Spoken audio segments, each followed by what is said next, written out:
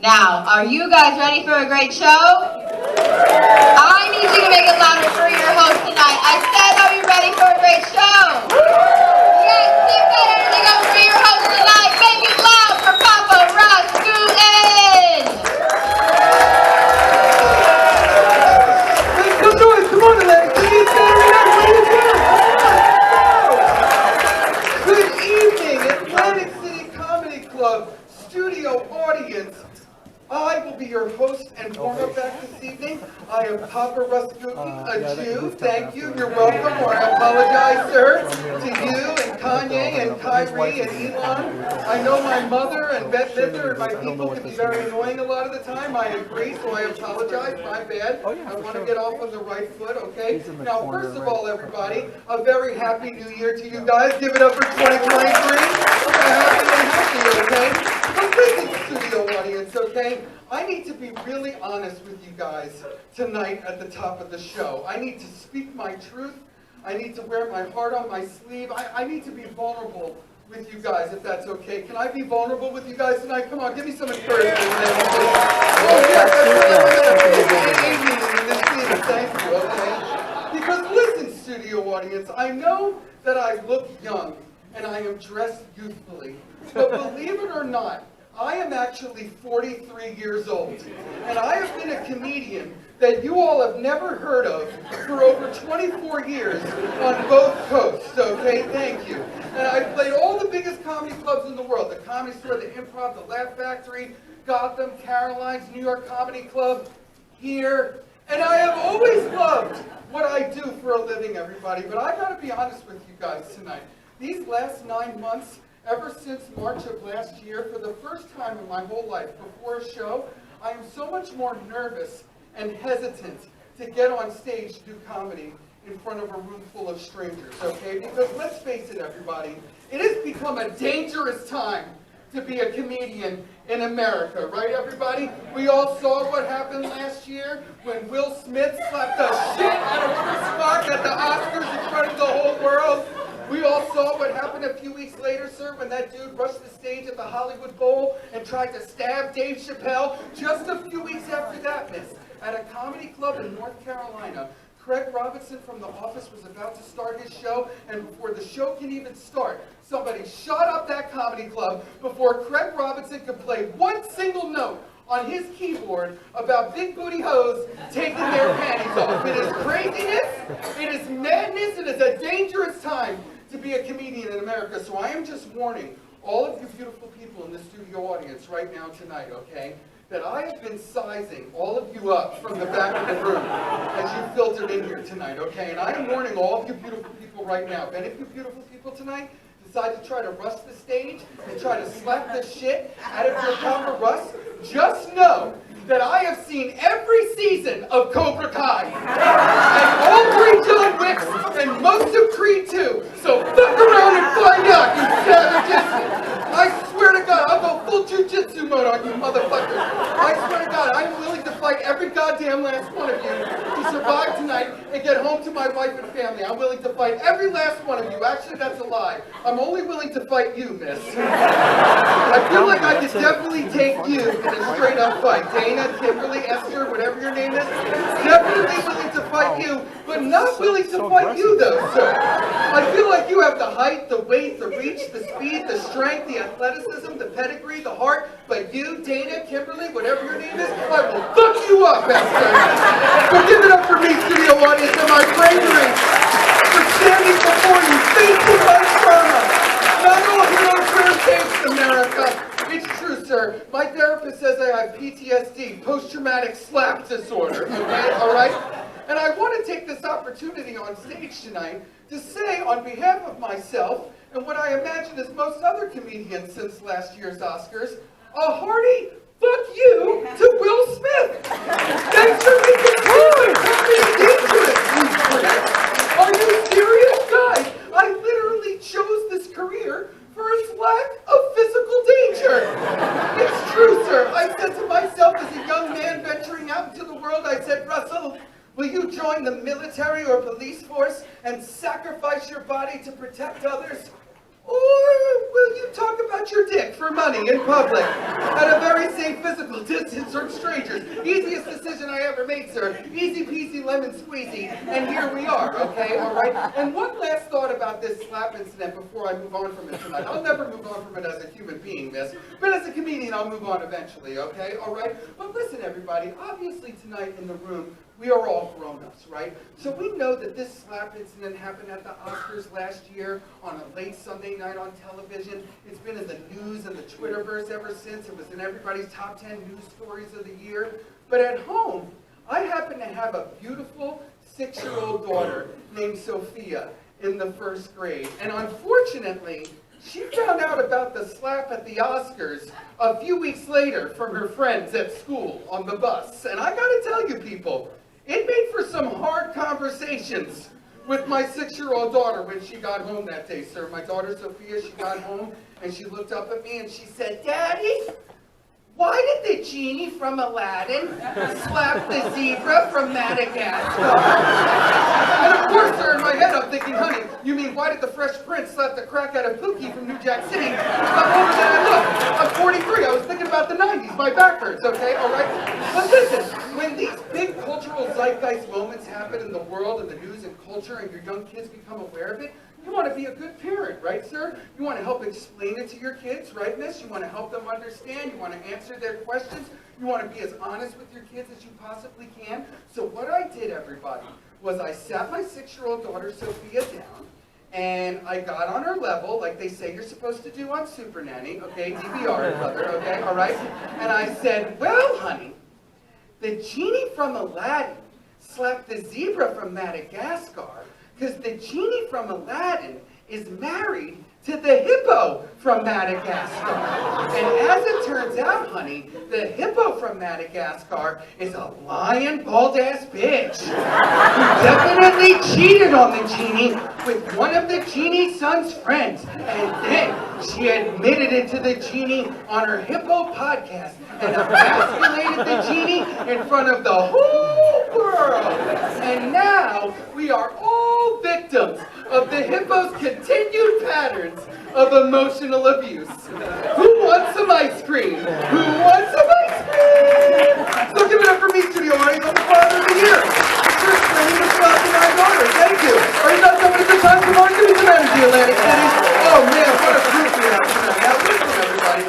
As your host and warm-up back this evening, it is not just my job to warm you guys up with funny jokes and stories about my life. It's also my job to coach you guys up and hype you guys up to be the most amazing studio audience for comedy in the history of Atlantic City, okay? And the way I'm going to do that as your host is I'm going to continue to milk you guys as a studio audience for several more sets of demanded cheap applause here at the top of the show here tonight to keep the positive energy going, okay, miss? And the way I'm going to do that as a comedian, obviously, is I'm going to give you guys some basic information about my life and family, and then get, or even demand, the cheap applause from you guys. That's how this comedy thing works for you beautiful motherfuckers. It's an exchange. Are you guys ready to do your job and bring the noise and bring the thunder? Do a little sample. Do a little sample in here. Pretty good to be better. Okay, everybody. Now, before we do my next set of demanded cheap applause, just to reintroduce myself one more time, sir, I am your host this evening. I am Poppa RUS GUTIN. I am a little Jew, stoner, hobbit, comedian, video gamer who is very aware that I look exactly like Latino Jimmy Neutron or Puerto Rican Zoolander with this haircut and face and outfit. Thank you, I'm aware. Laughing a little too hard over there, sir. Very hurtful, but I'm aware, okay? But here's where the cheap applause come in, though, everybody, because even though I am a Jewish, me and my beautiful Guinea Catholic Italian wife actually have two little beautiful pizza bagel little kids. Rocco Giovanni, our 11-year-old 6th grader, and the aforementioned Sophia Beatrice, our 7-year-old, 6-year-old 1st grader. This is where you give it up for me, studio audience, with your cheap applause. And for my jump, sir, thank you. My jump and I did it, sir, it's true. I got my wife pregnant on accident twice, sir, lickety-split, no problem. I'm extremely potent. You know what I'm talking about, player. I can tell by looking at you. Game, recognized, gaming, etc. There you go, fist bump, blow it up, make it sparkle, okay, all right? And you two over there, Pappy, I can tell. You still got a few good swimmers in there. You're going to put the spurs to Mammy tonight. Give it up for Pappy, ladies and gentlemen. And the back problems he's going to have after blowing out Mammy's back tonight, okay? And thank you for fighting in the Great Wars, by the way, Pappy. Thank you for our freedom. What was Abraham Lincoln really like? Give it up for Pappy one more time. And you too, Mammy. I can tell you're a good time. You got that look in your eye, girl. I can tell you're a good time at a wedding or a quinceañera or some shit. You know what? I'm going to call you Make It Clap Mammy the rest of the night. I'll make it clap. I'll make it clap. Give it up for Make It Clap Mammy, ladies and gentlemen. We're getting to know each other. I love it, okay? But check this out, studio audience. Because my wife's a Catholic and I am a Jewish, and my kids are pizza bagels, that means before my first kid was born, my little pizza bagel son Rocco, because I'm a comedian, my friends were always like, hey Russell, Rocco's gonna be a half Jewish man. Which half? And I'd be like, only the bottom half. Right? Because I'm a 7th grader, okay? All right, at heart, with my sense of humor. But before Rocco was born, the other thing was all of my non-Jewish adult family members, mostly the Italians, right, always asked me the same question. They said, hey, Russell, Rocco's going to be a half-Jewish man. You're going to get him circumcised? You're going to have him a bris? We're going to come to your house? We're going to have him a bris? Now, for any of you non-Jews in the room tonight that don't know what a bris is, okay, a bris is a week after a new baby Jewish boy is born. On a little table in broad daylight in front of all of your friends and family, they chop the extra skin off the tip of your penis, okay, all right? It is this Dark Ages, Game of Thrones, last scene of Braveheart fucking ancient torture ritual that for some reason we Jews are still doing in the suburbs in 2023, okay? So he says to me, he says, hey, Russell, you're going to have Rocco a bris? We come into your house, you're going to have him a bris? And I says to him, well, have you ever been to a bris? And of course he says no. And I said, well then you would know the answer to that question, because no, brises are fucking horrifying, okay? I didn't go see Eli Roth's Hostel 3 in the theaters either, because I'm not into psycho torture snuff films, you fucking psychopath motherfucker. Like I'm Dick Cheney watching interrogation footage from Guantanamo Bay with a full fucking chub. What are you, fucking nuts, okay? Because let me tell you people what it is like to be a spectator at a bris, okay? Because a few years ago, I go to my little new baby cousin Harrison's bris, and there's my new little baby cousin with this brand new, shiny, perfect, brand new, perfect baby Jew penis, okay? It's perfect, it's shiny, it's brand new, it's got that new, brand new penis smell. I don't know, miss, I assume. I cannot smell the penis, I'm assuming it has the brand new penis smell, okay? And there it is, this new baby Jew penis, it's perfect, right?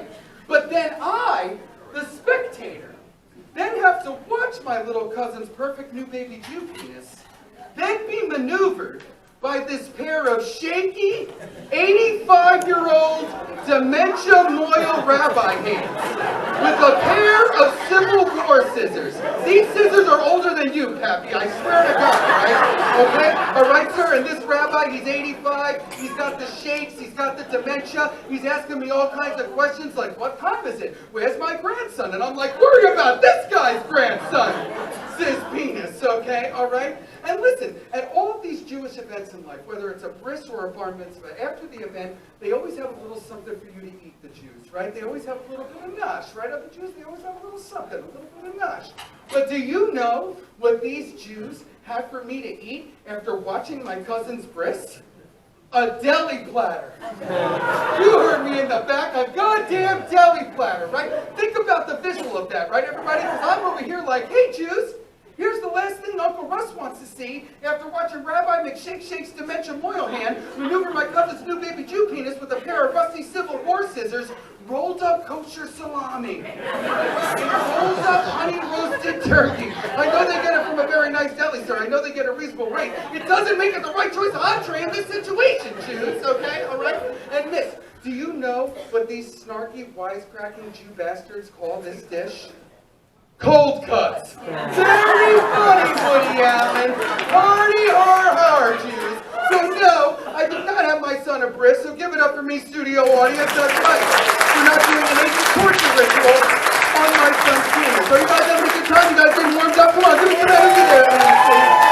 Alright, so before I leave you all here tonight, I wanted to do my favorite new bit that I wrote at the end of last year. Can I do my favorite new bit that I wrote for you guys tonight? Give me some encouragement. Come on now. Come on now. Thank you. Brand new. Okay, so how many people here in the studio audience tonight have an Alexa unit from Amazon in their home or apartment? How many people have an Alexa? Okay, all right, good. Oh, wow, even you, Pappy. Well, no, not you. Okay, back to the future, Marty. You gotta get back. You gotta get back, okay?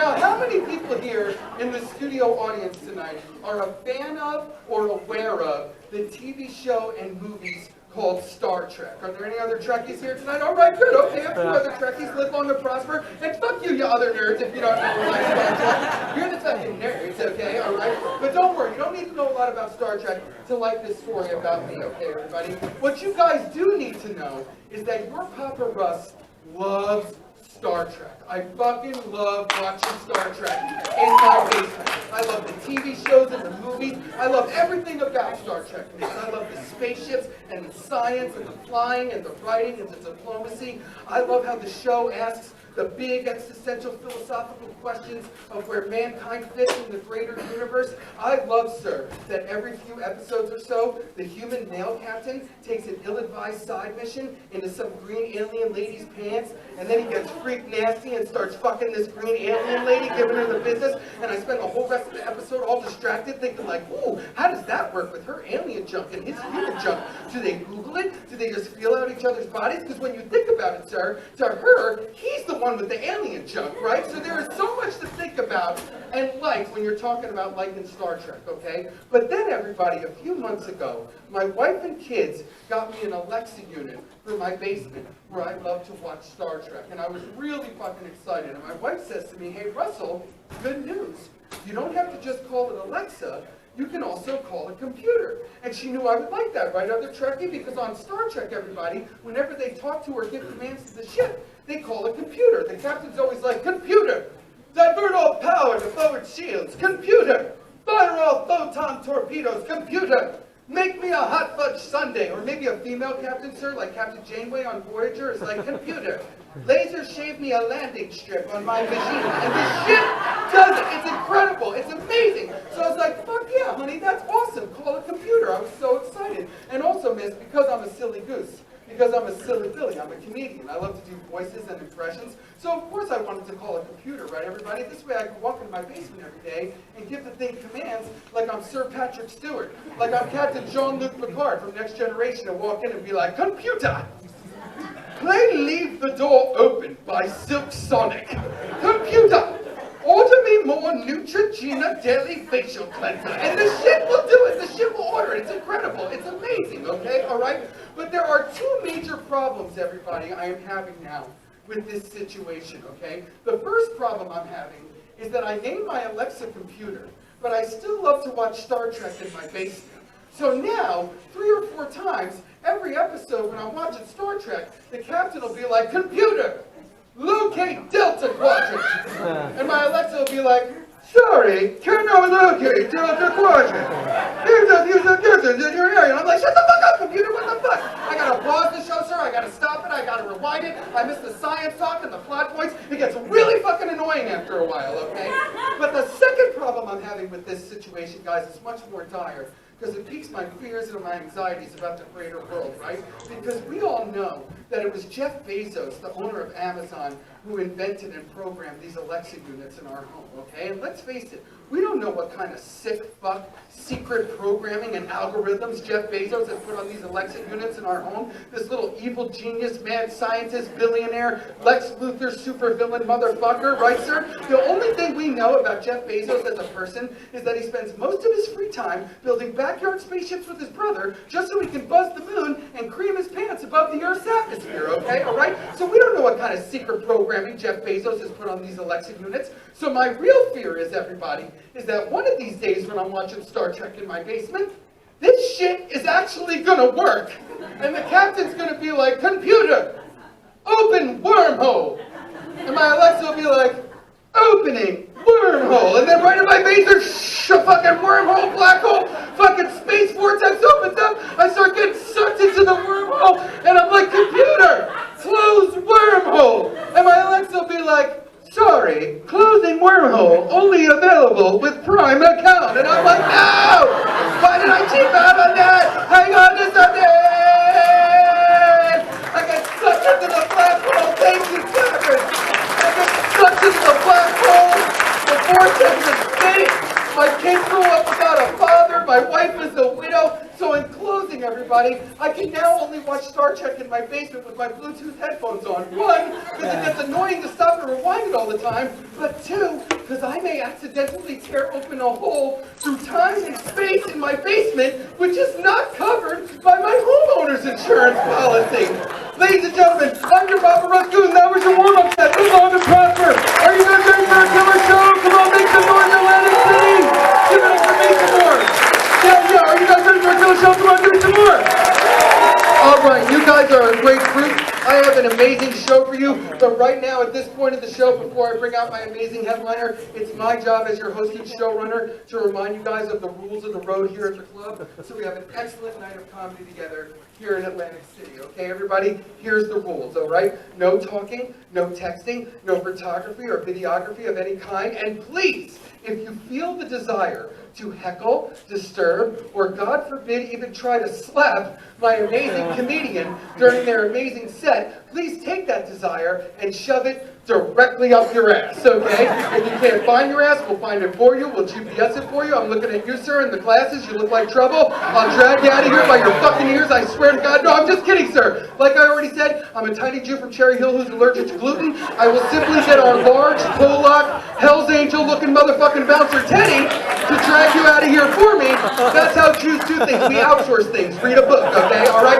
Now, the last thing I need you guys to do tonight, you're already doing an amazing job as a studio audience. When it comes to my amazing headliner tonight, I need you guys to continue to bring the energy and the volume and the laughs and the clapter, and I need you guys to be the loudest, laughiest, most fun comedy studio audience of about 250 people in a theater that holds 400 in Atlantic City's oldest working hotel, the Clare, that we know all the dead mobster ghosts from the show Boardwalk Empire haunt this place at night and kill each other all over again in the lobby, okay, sir? It's the goddamn hotel from Ghostbusters. I don't know if you've noticed, okay? Right? And you're laughing, miss, but I'm serious. You gotta use caution in an old haunted hotel from the 1800s like the Clare. I swear to God, miss, you take the elevator to the wrong floor in this hotel, you end up in the upside down from Stranger Things, okay? And there's no Winona Ryder, no Chief Jim Hopper to save you. You're gonna get fucking Demogorgon, lady, okay? All right? But back to the point, sir. I know what you're saying, sir. You're saying, but Poppa Rus, how can I be this amazing studio audience member that you need me to be tonight? And here's how I want you to think about it, sir. When you're at home and you're watching old sitcom reruns of The Big Bang Theory, where now that I get a better look at you, I want to say Friends or Golden Girls, or maybe Designing Women or Living Single, and you say to yourself, who are all those people laughing and clapping at literally everything? That's you beautiful 250 motherfuckers here tonight, okay? So what I like to do is, I like to get a little practice in before I bring my amazing headliner to the stage, okay? So on the count of three, because I gotta know you're gonna do your job properly at the top of the show. So on the count of three, as a practice, I need to hear this place as loud as possible, on a 10, like Ben Affleck and Jennifer Lopez just had a honeymoon sex fuck party right here on the stage in front of you, okay? 1, 2, 3, give it to me, Atlantic City! Let's go! Let's go! That's amazing! Are you guys ready for your headliner? Are you guys ready for your headliner? Ladies and gentlemen, we have a very special guest for you tonight. Our headliner has been known for many years as the great Emmy Award-winning actor, as the scandalous, devious, infamous Deacon Sharp on The Bold and the Beautiful, ladies and gentlemen. But if you're an 80s and 90s kid like me, you also know him in the iconic role of Karate's bad boy, the evil protege of Terry Silver, Mike Barnes, who just made his triumphant and resilient return on the greatest television show known to mankind, Cobra Kai. Ladies and gentlemen, please give a loud Atlantic City Comedy Club welcome for the sensei of the Comedy Dojo, Mr. Sharp!